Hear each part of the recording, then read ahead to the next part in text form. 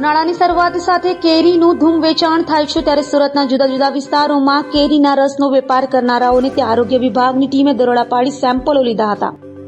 ઉનાળાની શરૂઆત સાથે કેરી રસિયાઓ કેરીની ધૂમ વેચાણ ખરીદી કરી આરોગતા હોય છે ત્યારે હવે છેલ્લા કેટલાક વર્ષોથી સુરતમાં કેરીના રસનો પણ વેપાર થાય છે। ત્યારે સુરતમાં મનપાના આરોગ્ય વિભાગ દ્વારા કેરીના રસનો વેપાર કરનારાઓને ત્યાં દરોડા પાડ્યા હતા। કતારગામ, ભટાર, અડાજણ, વરાછા સહિતના વિસ્તારોમાં કેરીની સિઝનમાં કેરીના રસનું વેચાણ કરનારાઓને ત્યાંથી સેમ્પલો લઈ લેબોરેટરીમાં મોકલી આપ્યો હતો।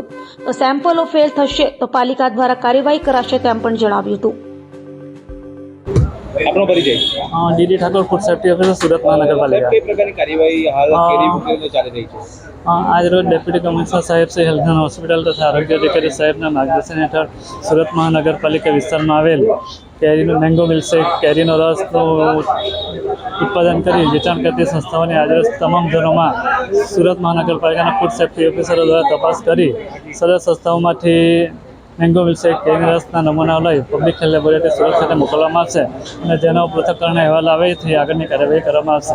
સાહેબ, કેટલી ટીમો કામે લાગી છે? કેટલી આપણે જોવા એ 10 થી 12 જગ્યાએ લગભગ ચાલુ છે।